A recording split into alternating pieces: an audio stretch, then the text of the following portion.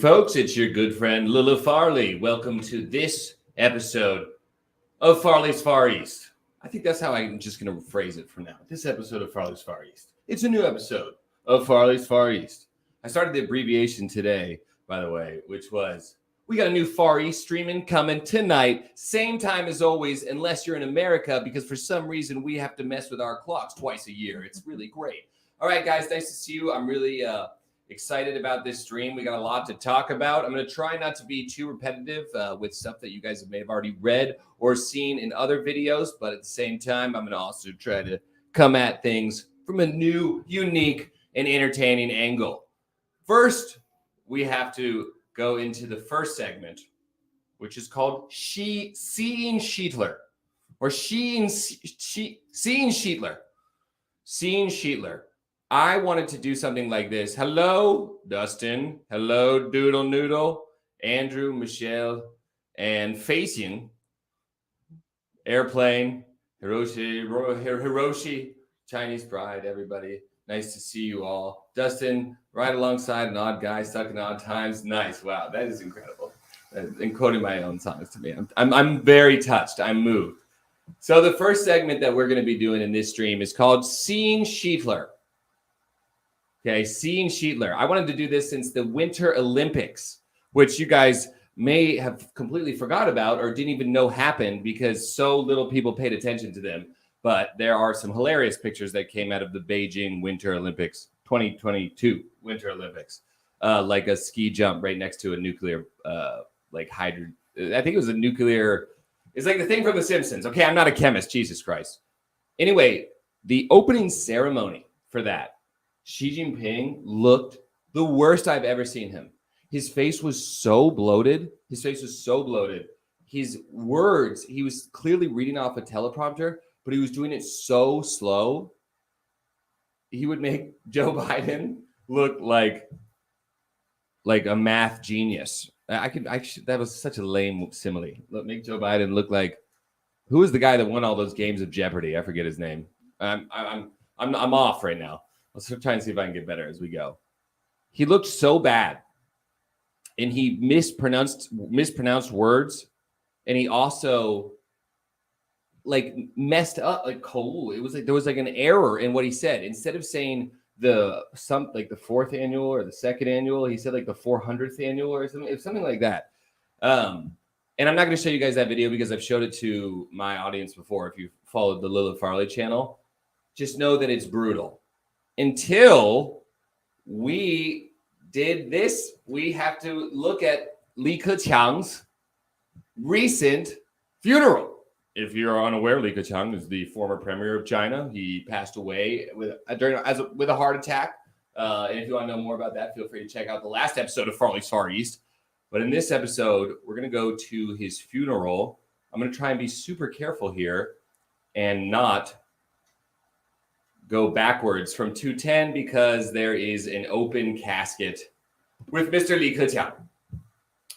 Now, there's a few things to note here in this video. Xi Jinping looks like he is having the worst time of his life. Like he's having the absolute worst time of his life. His hair color is also pretty freaking gray. And if you look closest to the roots, it's actually pretty white. This is a big deal because in the Chinese government, they will always dye their hair until basically you're out of the system or until you retire. Then you kind of let your hair go. But most CCP leaders, if not all, work very hard to have makeup on anytime they're in front of a crowd, to make their hair black so they look at least somewhat young. So Xi Jinping looking this bad is whoa, dude. Whoa, bro. Other thing I want to know, Tana. Mm-hmm. What is going on with his left arm? Okay, ready? I'm going to show you this video. Look, take out his left arm. Is there something under his sleeve? And what is it, if it is? 上午9时许，习近平和夫人彭丽媛 Obviously, Xi Jinping's the first one bowing because Xi Jinping's all he's thinking is, can we just get this fucking bullshit over with? God, why am I here?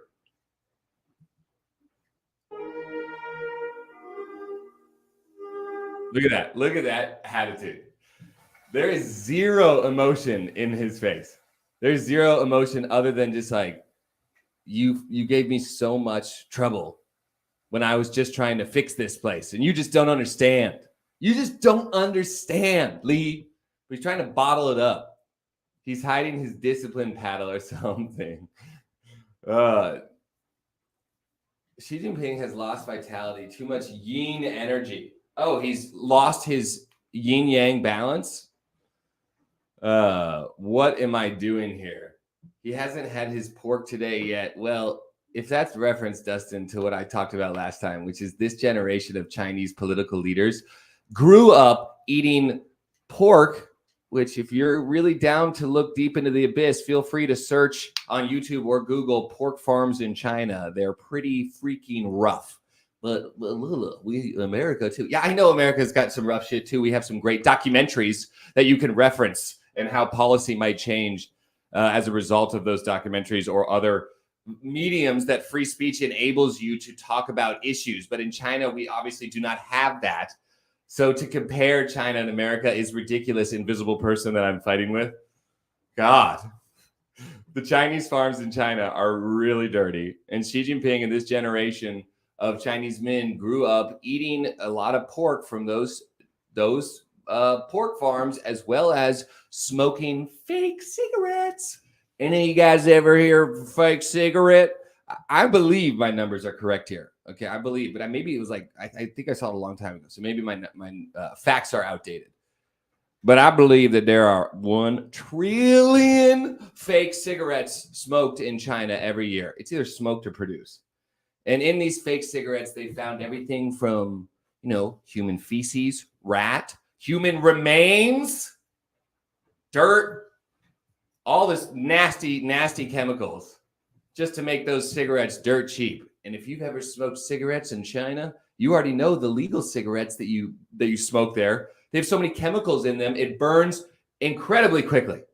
Okay, so I'm telling you guys, I'm painting for you this whole picture of the diet, the drug intake. Okay, I don't know if Xi Jinping, I do know that he does drink, but I don't know if he necessarily was a big fan of Arguito or any of that old rice wine. But that rice wine is also terrible for you. What I'm trying to say is this man is not healthy, and there's a lot of signs pointing to it. Okay, we're not just like punching in the dark here. There's like some real objective factors to consider. That's why I was like, I lean a little bit away from the Li Keqiang was like secretly taken out by Xi Jinping idea. I guess you could say it's conspiracy. It is a conspiracy theory at this point. And we probably never actually know the truth. No one's ever going to know.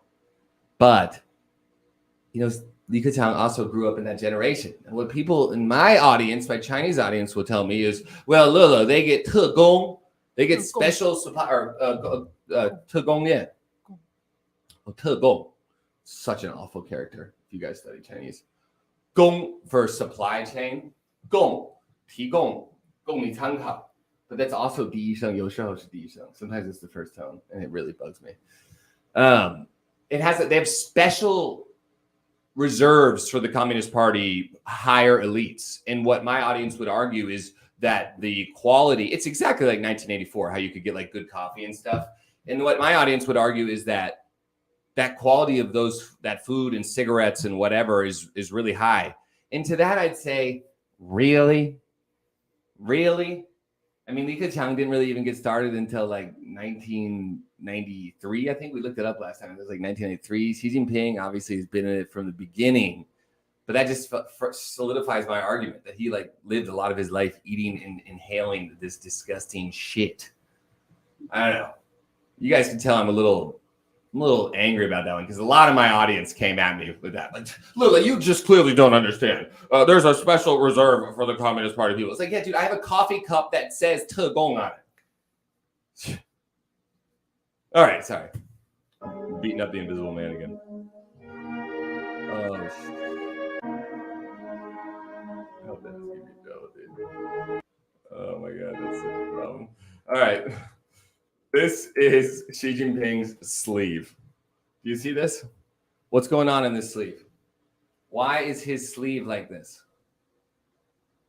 Why is his sleeve like this? Let me make it bigger for you guys. Why is his sleeve like this? See, his is too, though. That's the thing. Everybody has something pinned up. Is it like the red armband? Does it? Is Yeah, it the it's red kind of armband? is a black armband Inside the jacket. outside of the jacket. I don't see anything outside. What are you talking about? The armband, the black armband. This is for mourning dead people. I know, but I don't. It's inside the jacket then, because it's not on the outside, right? What?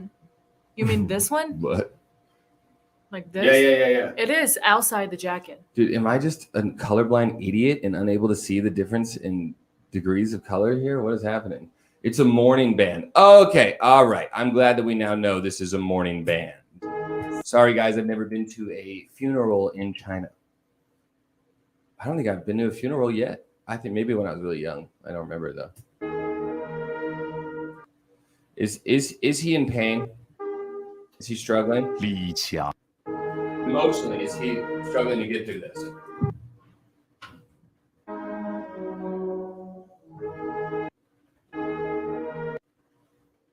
Here we go.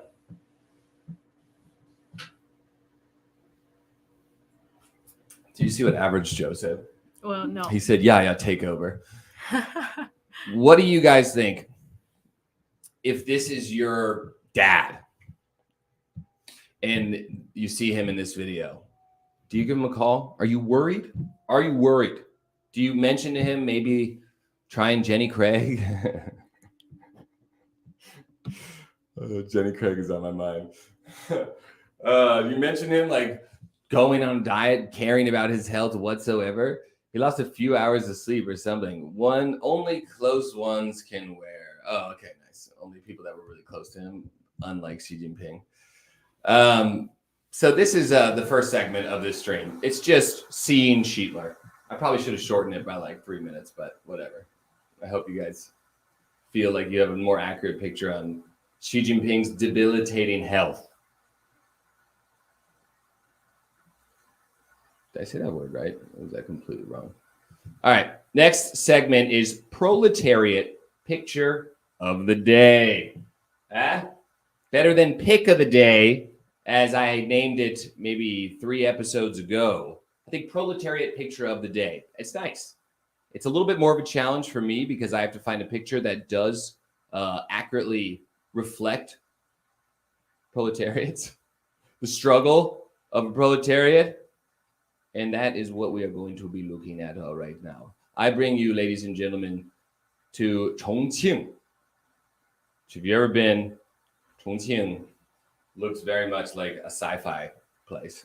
It's a very strange looking city.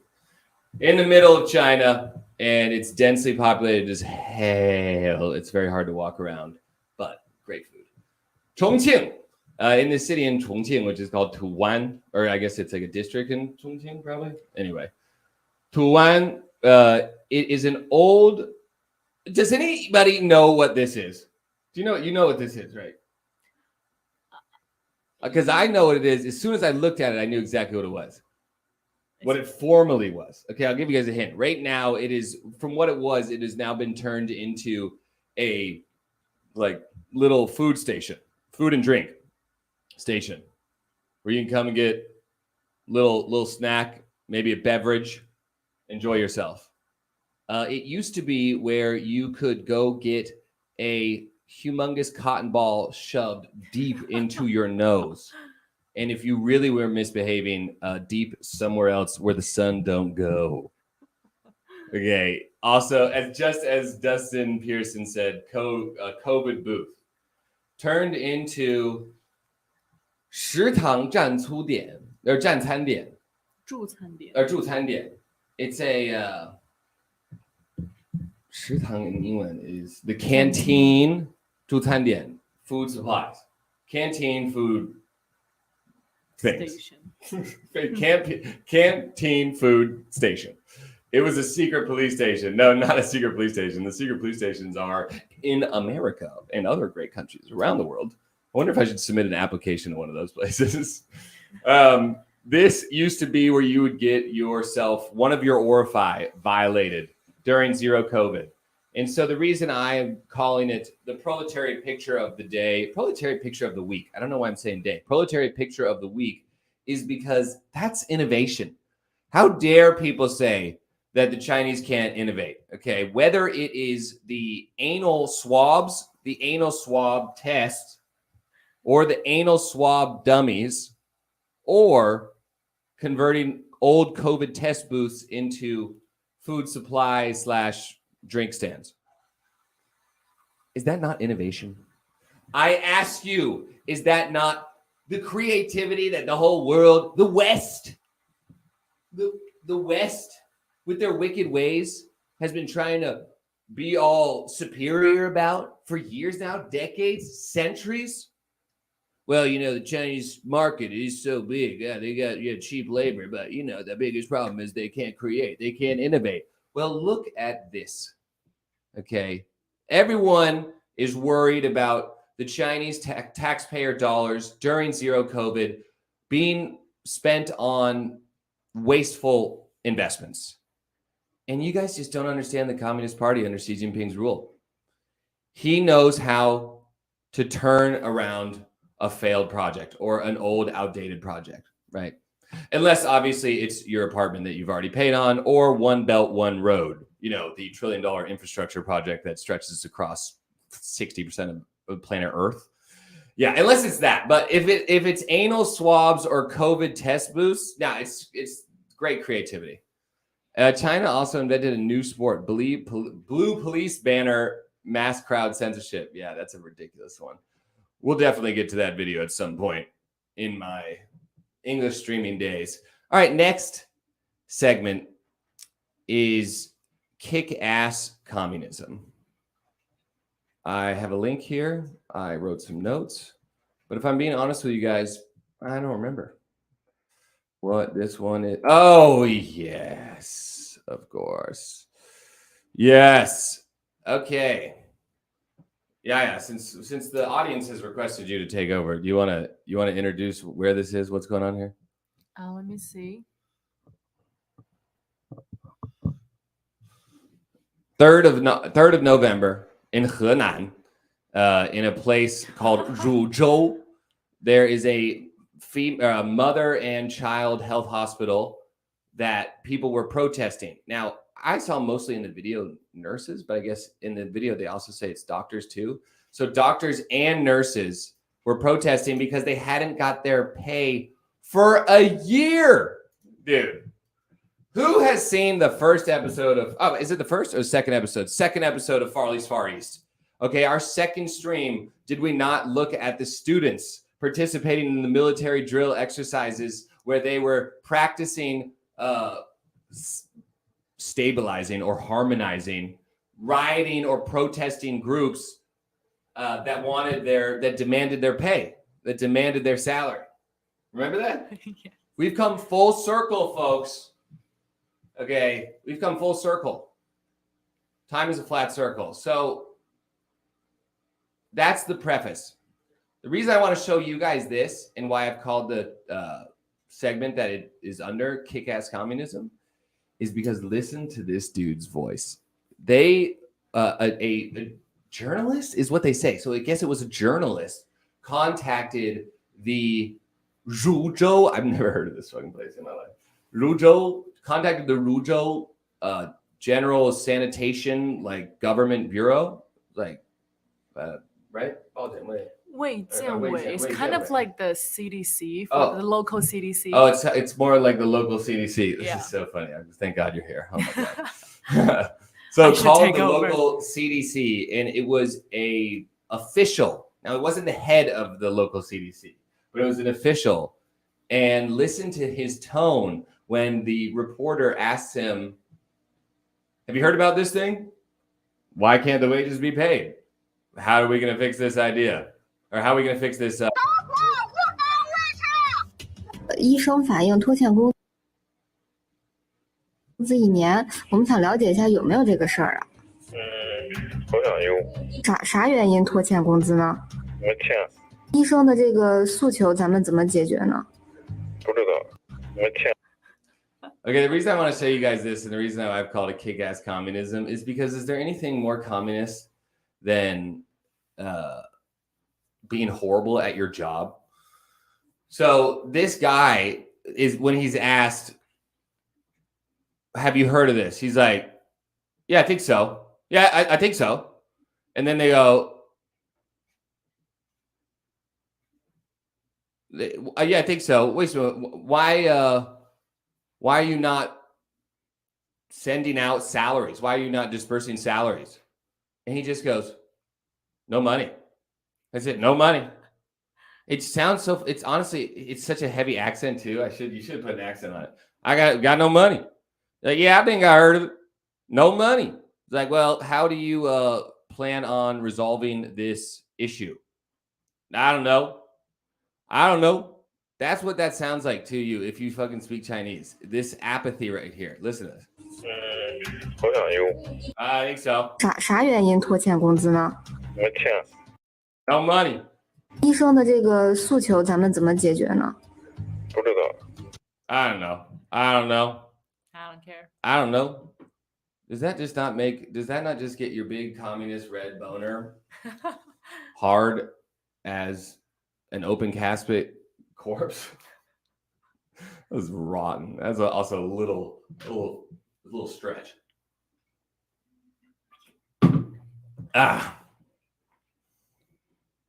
How do they live not getting paid for a year? Are they getting some kind of sponsorship for paying housing, food? I don't know the situation with them, but this is not just happening in Henan. The reason I'm showing it to you guys is because it's happening all over China, even in like Beijing, even in some of the nicer hospitals in Beijing. But what's happening in the more developed areas is that it's the bonus that is being cut usually of doctors and even other medical personnel. It's the bonus that they'll go at first, which you get from being being a completely average employee. And this, though, does not say that. This seems to literally be their entire salary. They just haven't gotten it for a year. How do they live like that? Shoot. First of all, in China, if you want to live really cheap, if you don't have a lot of money, you definitely can live really cheaply. It's not going to be fun. It's going to be pretty gross. You're going to have to start smoking some of those fake cigarettes. But what I think is really interesting is that you didn't get paid for a year and now you're protesting. When would you guys start protesting if you weren't getting paid? Actually, that's not a fun game because we can sit here and be like, well, I would do it immediately. It's like, okay, but what if you lived in a totalitarian hellhole with no weapons? You had to apply for kitchen knives. Definitely couldn't get guns. Oh, I would definitely still stand up for myself. Okay, what if they had an enormous amount of budget spent on just beating the shit out of you? Dude, that'd be totally fun. Okay, what if they have blue walls that these soldiers are trained to build around you while other police beat the shit out of you? No, I'd still definitely revolt. No, you wouldn't. Okay, it would be really difficult. Probably.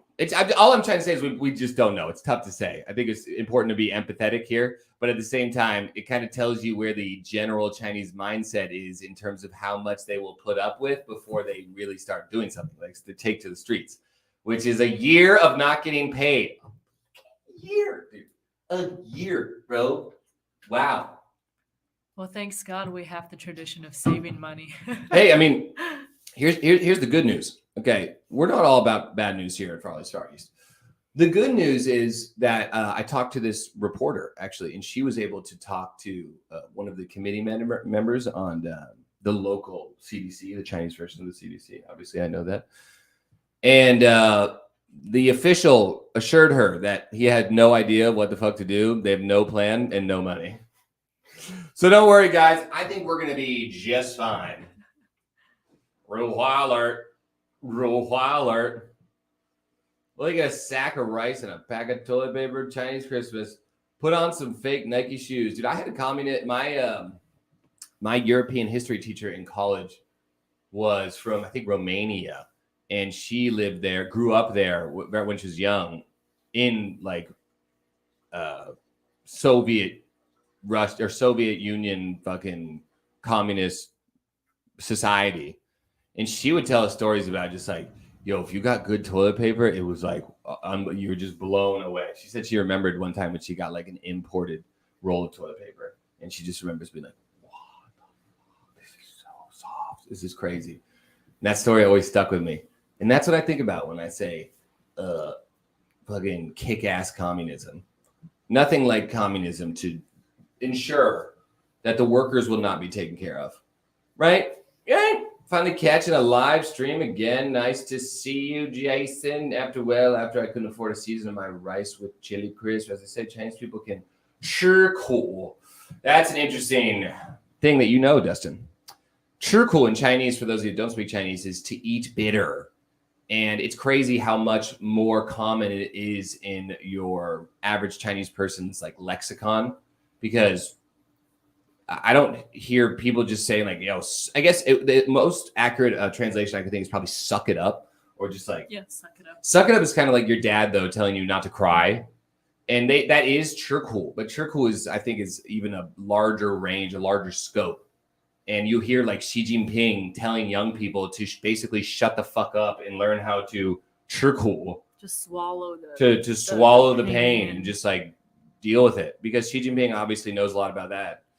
He was born into privilege and authority. What a great guy he must be. You just got fired if not enough person joined protesting. Yes, that's exactly true. This is a really good point. Seki is hitting the nail on the head here by saying if you just started to resist, you just get fired, right? And if you go to protest by yourself or two people, you're fucked. So it was probably just a year before every single person was like, okay, we're down to do this. We're down to take this risk. Thanks, Seki. Thanks for making sure that I don't look like a complete fucking idiot here. 95% under 5,000 per month, averages 3,000. Total averages 7,000 yuan, which is 7,000 yuan. It's like 1,000 USD 961. Wow, that's great. This exchange rate, dude. What's the government gonna do? Glad to catch your stream again. Nice to see you here. I only know because of you in the China show. Great. All right. Without further ado, let's go into this episode of Farley's Far East's main topic. The main topic, which many of you have probably already heard of. It is Halloween in China, and people are dressing in ways to stick the biggest middle finger they possibly could up into the face of the Communist Party of China. Now, I'm going to just show you a quick one that you guys have definitely seen before, I'm assuming. So I don't want to spend too much time on just going through the outfits, because I bet you guys have probably seen this. If you guys haven't, feel free to let me know. All right, so this is, Batman in Shanghai walking like an absolute G. When I first saw this video, I saw it like on Twitter, I was scrolling really quickly, and I just figured it was like a scene from like a Batman trailer or something. I need to put a background music on here. Here we go. I'm sorry for the...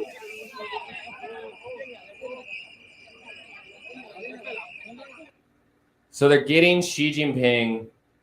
They're getting not Xi Jinping. They're getting Batman out of there, and that was what they were doing with tons of other people. I'm gonna show you guys one more costume because it's actually my favorite.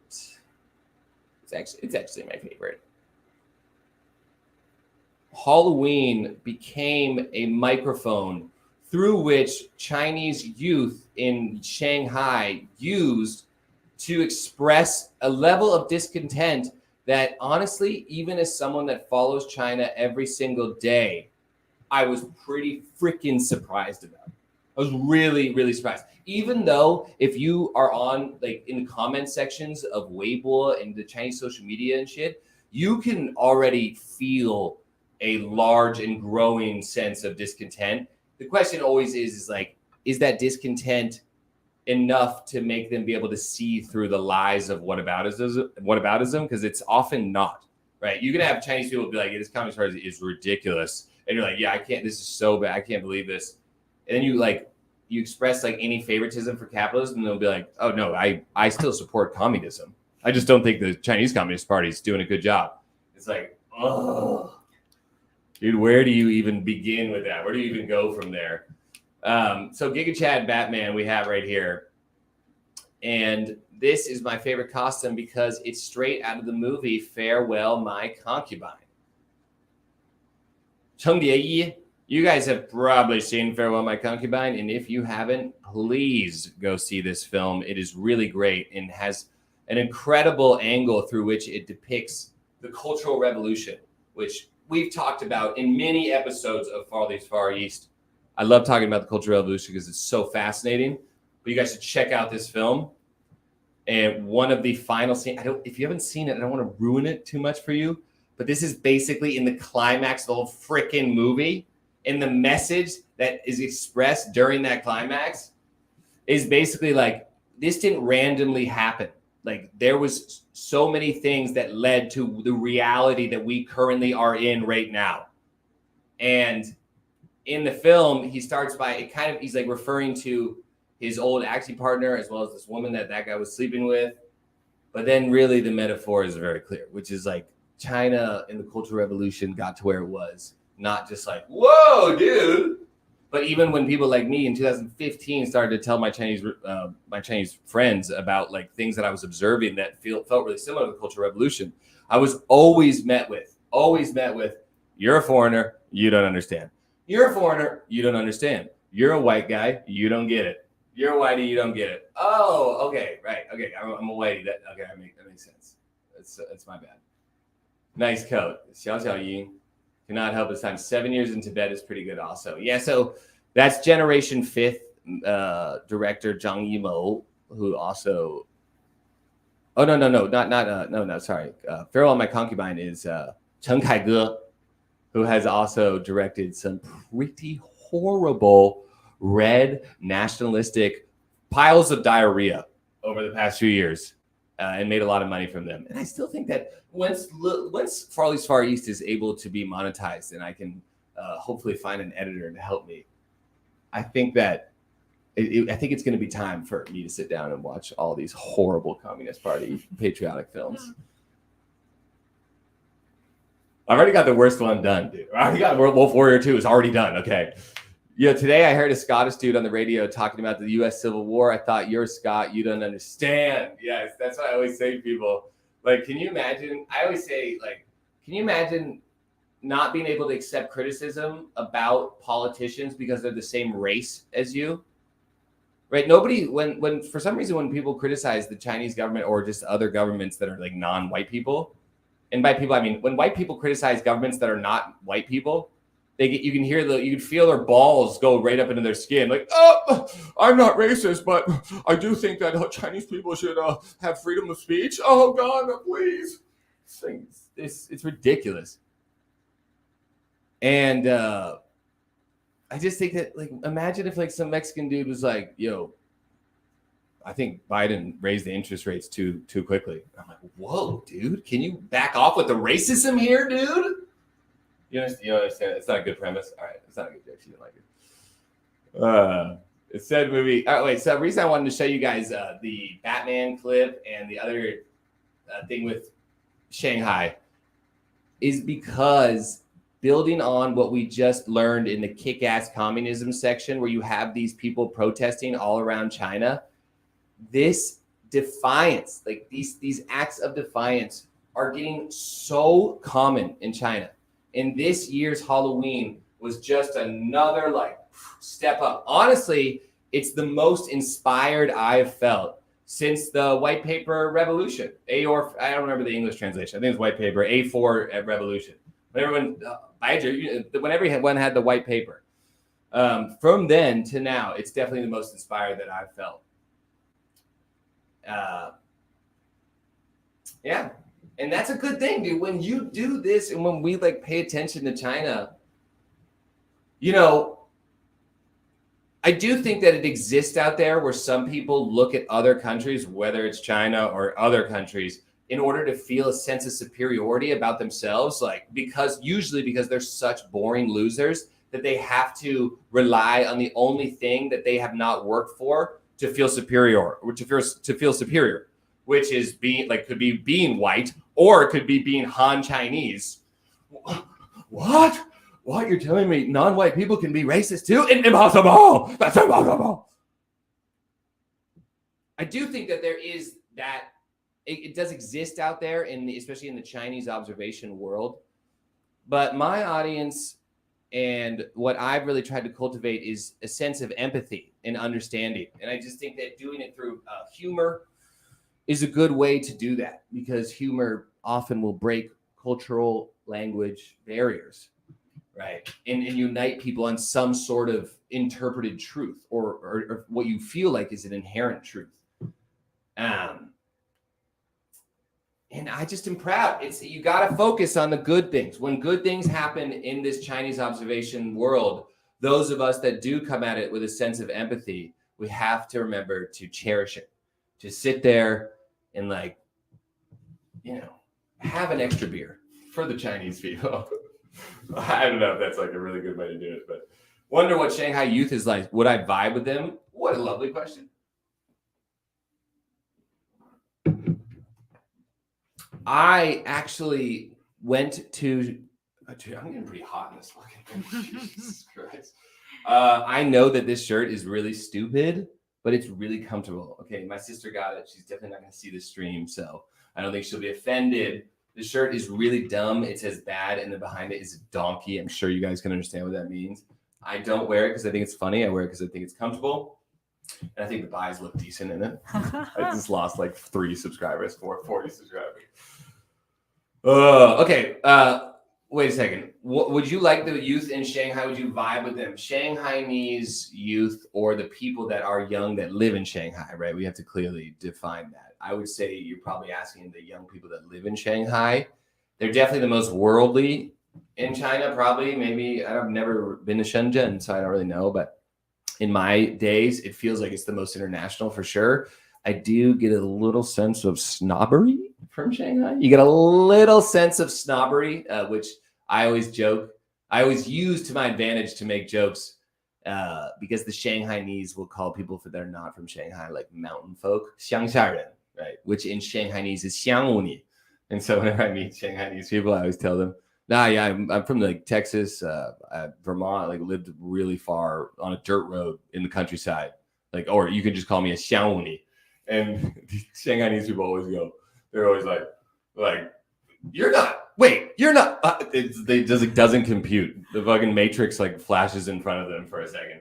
Super funny. I'm getting distracted. How are Shanghainese people? Shanghai's a huge city, just like LA. There's going to be a lot of snobbery and like vain, shitty narcissists. But at the same time, you're also going to find a lot of extremely talented people and really interesting people. So I have experienced a lot of Halloweens in Shanghai, one of which I did, a decent amount of ecstasy. A decent amount, okay? As much as a gentleman would, all right? And let me tell you, it was incredible. It was a great time. Well, I went to a shelter. For those of you that used to hang in Shanghai back in the day, shelter, it was an old bomb shelter that they turned into a techno nightclub. It was not just techno. They had a bunch of different music. They would have dubstep even, but a lot of times it was trance. And it was sick. It was incredible. Really, really great time. And then right across from that was this other place called like Window. No, not Windows. It was called The Apartment, which was also dope. It was right next door. Yep. I gotta tell the end of the story, babe. I hope it doesn't offend you. I know it won't offend you. And it ended up actually I got pursued by a Swedish girl that was probably a Swedish woman that was probably like, at the time I was 21. She was 39. So she's 18 years older than me. That was Shabase that you go. Yeah, Swedish woman. And she seduced me. Yeah. Are you offended or is it kind of interesting? It's kind of interesting. I want to hear the rest. Well, if you've ever taken ecstasy before, you know that your sexual organs don't work particularly well. So don't worry, babe. It wasn't a very incredible. It sounds a lot cooler than it really was. Okay. MDMA is practically a vitamin. Real voice. What's up, dude? What fine Sunday evening. Oh yeah, the term I used of the guy in Monterey Park. That's exactly correct, Dustin. Jesus Christ. That is respect, bro. What do you think of CET 6, the college English test band 6 of China? I have zero opinion on that. Fucking do your best, dude. I don't know. 六级. Dude, I mean, do whatever you got to do, especially if it's going to help you get the heck out of there. But what do you mean? Do I think it's like a stupid test or unfair? I have no idea. I'm not the person to ask for that. You should ask the guy, my lookalike, my distant cousin, Maserui. I'm not mimicking him there, by the way. He speaks incredible Chinese. I actually think he speaks Chinese better than me. For now. We'll see, though. We'll see who wins this fucking marathon, all right? But it's good to try and teach them. Salam sus. I should be able to pronounce that, but I can't. Salam. What civilization is. Well, you know, there you are. There you are. That's where we are in China right now. In the future, when they have Chinese history books, and I'm teaching Chinese, I couldn't teach any fucking Chinese related class. You have to get a PhD to do that. You know that? It's fucking bullshit. Have you not seen my YouTube channel? And I'm teaching Chinese studies. That picture will be in the history books. No doubt that picture will be in there. And I guarantee you the other one, the Batman, will also be in there. You know, Shanghai could really use Batman, but not to go after street thugs, to go after officials. Obviously, if we watch Batman, YouTube overlords, if you're watching the stream, we all know that Batman captures, arrests. Okay, he doesn't kill.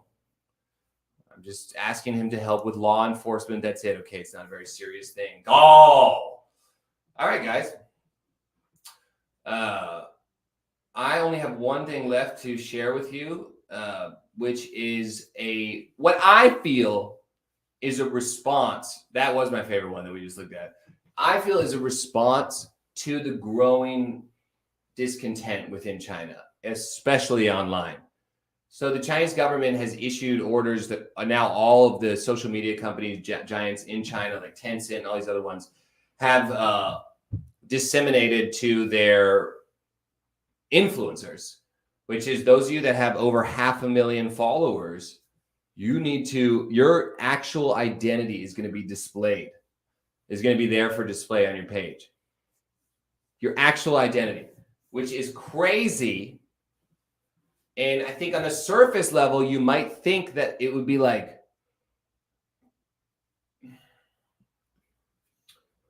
on the surface level, it feels like they're trying to do it to silence like anti-CCP, like the rebellion, basically online. They're trying to silence the voice of the rebellion online. But usually people that are among the rebellion, those voices, the way that they communicate and stuff, it's almost always sarcastic. And that's why I talked about guerrilla warfare in the title. Like Chinese censorship online is guerrilla warfare. They had some Chinese, we'll just call them the rebellion. Okay, the Chinese rebellion creates new dictation, creates new words and new memes and new ideas and new roundabout ways to express something, like Xi Jinping. And then the government censors eventually figure it out, they clean it up, and they just move on. And it's just boom, boom, boom, boom, boom, boom, guerrilla warfare. And so I don't think this measure is going to at least effectively silence the voices of the rebellion, because first of all, those voices are already, proportionally speaking, being silenced like crazy by just regular censorship. I think instead it's going to actually negatively affect the immense amount of Chinese speaking on the Chinese internet, nationalistic, patriotic influencers. There's so many, and they're so fucking lame. I can't even explain to you guys. Like, the videos that they make too, the background is just always like something super epic and trying to be super inspiring. Just and you get the facts about the Chinese Navy, and it's like, this is why the Chinese Navy actually kicks ass, and just all this stuff. Or it's just like, look at these soldiers helping carry food into this poor area. Look how grateful the locals are. Just all this bullshit. But the thing is, I was joking about the Chinese creativity before because it's actually true. I mean, that's great satire is when it's actually true. The lack of Chinese creativity, you also see it in those nationalistic, or those nationalist channel or influencers content. Because you hear like the same song over and over again to the point where we go out to Chinese restaurants and they'll play these fucking songs that I hear in the national influencer videos, and I start freaking out. How we gotta get out here. I'm losing my mind. Li Hailo with a goal. Yeah, that's what it is. Li Hailo with a goal. How would you translate that? I'm not gonna. You guys, you can translate it. Let's see what you got. And my country's dope. Your country's what? Dope.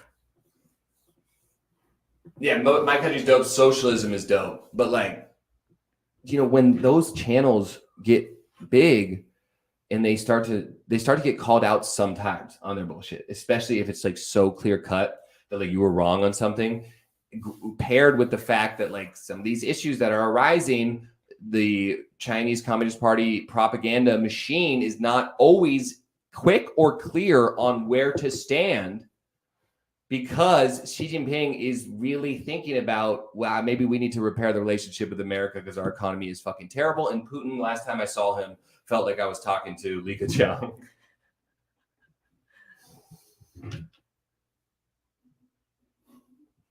That's a good joke.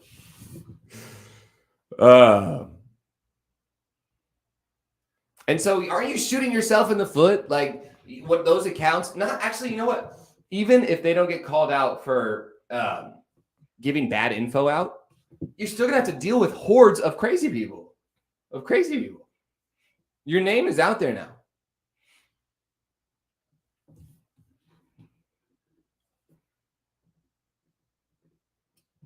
It's actually gonna be pretty fun to see what happens as a result of that. I think that you're gonna see a lot of accounts just crumble by the wayside. Some things on Earth never change. Wait, the air in China is so fresh. Wow, and Chengdu technology, 5G AI tractors. Yes, dude. One time I wrote on the what is it called? The steam that was inside my window when I was in a public bus going from a subway station back to my school in the winter of Beijing, super polluted out, so much traffic. I mean, if you look outside, it's literally hell on earth. And I was sitting, and there was this girl to the left of me who obviously was on her phone. Every single person on the bus was on their phone. And it wasn't just being on your phone, but it was this type of on your phone. Just please fucking get me out of here. This is incredible and incredibly horrible. And I wrote on the window in steam, because we were inside and it was colder outside. So whatever that steam, mist, whatever. I'm not a scientist. I wrote air pollution, 空气污染. And this girl that was sitting next to me, she goes like this. She goes, looks up, and she goes, huh. Right back to her phone. And it's just yep. That is what famed Chinese author Lu Xun would refer to as the numbness. The numbness prevalent in Chinese society. Something on earth never changes. All right. Need me some Patreon-free Chinese cuisine. Hey, that's not a bad idea for a commercial. Real commercial, though. We sell Chinese food, but you'll notice on our glasses is a picture of Xi Jinping, because we actually like to, what is it? That's actually a decent idea. Patriotism-free Chinese cuisine, or the right type of patriotism, right? Loving China for the things that deserve to be loved and not being afraid to criticize the things that deserve to be criticized. Quote me on that. I'm trying to get my family out of China, but they probably won't be able to join me until 2025. Do you think there will be an... No, I do not. I do not think that there will be a Taiwan invasion in probably ever. But if I had to say what rough percentage would I say, I still think it's probably 5% chance. Within the next 10 years, I'd say 5% chance. It's too hard to guess after that, but I really don't think it's likely. And if it does happen, I don't think it's going to happen for a while. And if it does happen sooner than we expect it, the American government and the intelligence operations that we have will still know that the invasion is going to happen probably months ahead of time. I still don't think it's going to happen, though. It's also, there's only like a certain time window through which you can do it. China still needs to build more large amphibious vehicles to like transport tons of troops, hundreds of thousands of troops. We got time. We got time. Awesome, my country. That is not 厉害我的国. 厉害我的国 means so sick, my country. Actually, it should be so sick, my motherland. Right. Or so sick, my motherland. Or so dope. Maybe you could something less colloquial and sick. So incredible, my motherland. That would be really nice. So Incredible, My Motherland, which is a documentary series that just goes through telling you about how awesome every sector of China's economy is. Oh, and people would always like do that. And they would put like videos and act like they were really moved and so moved that they just go, you know what? It's so incredible. My motherland. Oh, God, I'm so moved. And now, obviously, it's a term that's used very much sarcastically. Chongqing technology, wrong city. What do you consider adding a segment that teaches us how to swear in Mandarin? Sure, we can do it right now. It'll be the last one that we do for this episode. Love funny window writing. I don't get it. Hot girls are always on the phone. Hot girls are always on the phone. Dude, I just think that I really don't know because I'm in LA, but the phone addiction problem here is pretty incredible. Xi Jinping doesn't want the hands. Look for all these videos. Could you have a segment where it teaches us to swear? Yes. Poor motherland can't witness regular blue skies. Oh, unless there's a meeting, unless there's a Communist Party meeting. I'm kind of pale right now. I need to get some freaking sun. Chinese banks look. I was in the sun all day yesterday. What the fuck, bro? So Chinese banks look our Chinese red color. There's a Chinese bank. Do you know all the opinion? Women have no position in Chinese tradition. Yeah, this is going to be the subject of next week. We're going to have to talk about Xi Jinping's recent female Communist Party committee meeting or whatever. I already know about it, but there's so many like formal translations. I'm not prepared yet. We can't talk about it. I'm not going to talk about it. All right. So the last thing for this stream we're going to do is teaching you Chinese. If you want to know to swear in Chinese, you have to start with obviously 我操. 我操. You have to start with 我操, which means it could be it actually depends on the context, but directly you could translate it to means oh fuck. But the way that it sounds 我操 is usually like oh shit. Oh shit. Oh shit. Shit. Oh shit. Right? And if you're almost confused because you're so shocked, you can say 我操. Like, what the fuck? It's like, what the fuck? What the fuck? 我操? Right? It says 我操 and 我操. It's all the tones. Like the Ferris wheel guy. This is so funny. Will Smith slapping Xi Jinping. You know who he's talking about? The Ferris wheel guy. It's a roller coaster guy. I'm gonna write this down. I'll show it to you guys next week. There's a roller coaster. There's a video of a Beijing uncle seeing a roller coaster for the first time, and he's like, "Oh, it's just like holy shit! It just goes around like that. Holy shit!" I'm gonna write that down. Beijing uncle. And that's your slang for the day. For those of you that are learning Chinese, it's important to get those tones on that. If you don't get the tones right and you're saying, "Whoa, how?" People are gonna fucking laugh at your face. You got to get the tones right. Yeah. 走天下. Like the Ferris guy. Thanks for streaming. Enjoy some ice cold Taiwan beer. Taiwan beer. I'm not touching very much alcohol recently. I'm trying to keep thin, even though yesterday went to a Persian cooking thing. I just think Chinese food is the best food. I don't know. What do you want me to say? Okay, Indian tikka masala is my favorite dish, but I think Chinese food is the best food on earth. I just don't know what to say. All right, guys, that's it. The What's How Ferris Wheel is a China show soundbite used everywhere. Oh, really? Oh, that's great because I use it all the time in my edits as well. All right, guys. Until